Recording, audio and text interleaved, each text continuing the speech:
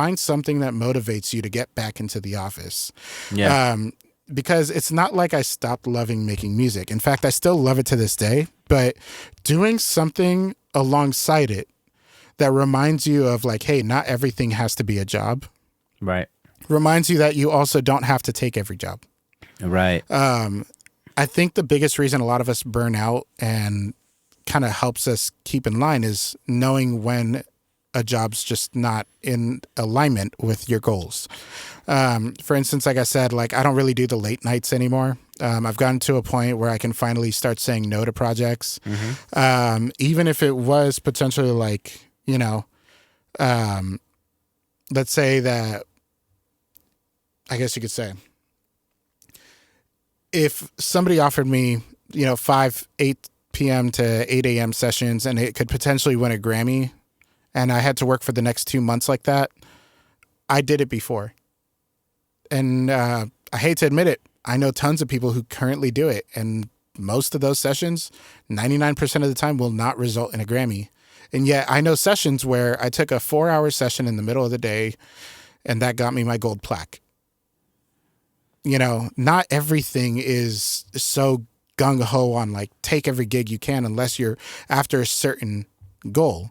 But if it doesn't align with your goals, a lot of times you'll find yourself burning out. And I think that's the big difference between like setting boundaries and making sure that you can stay creative. There's going to be days where we have a hard time, but if like buying a new pedal inspires you to do something cool, then make sure you work up to that pedal. Yeah. You know, like make sure you earn the pedal. Don't just go out and buy a new pedal board and then be like, suddenly I'm inspired. But like find something that you like, start researching it and work towards it so that when it's in your hands, you're like, hell yes, this is in my hands. I earned this shit. You know, like there's a specific Pokemon card I want. It's an Umbreon VMAX from this series called Evolving Skies, whatever. I don't care that it's a $500 card. I love the artwork.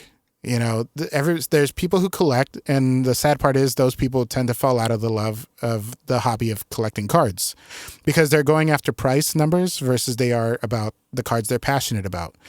Same thing with music. You know, if I were to just open packs of Pokemon cards all day long, the chances of me pulling that card are 1 in 1,000. The odds of me winning a Grammy are likely to be the same, even if I took every 12-hour session overnight. You know?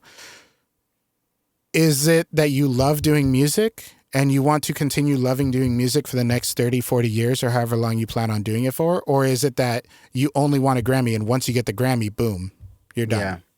Yeah. You know what I mean? If the goal was to have a Ferrari, I hate to admit it, I could do a lot more things that make me a lot more money, a lot faster with a lot less work, a lot less networking involved and everything. Yeah. I could have just been a doctor. And I would have had my doctorate by now. I would have probably been at a really good office by now. And I'd be making 6 figures on my first payroll. You know, I hate to admit it, music is not that. So you have to, if you want to be inspired to go into your office, take on projects you believe in the artists that you're working with, even if it's not the highest paycheck that you get.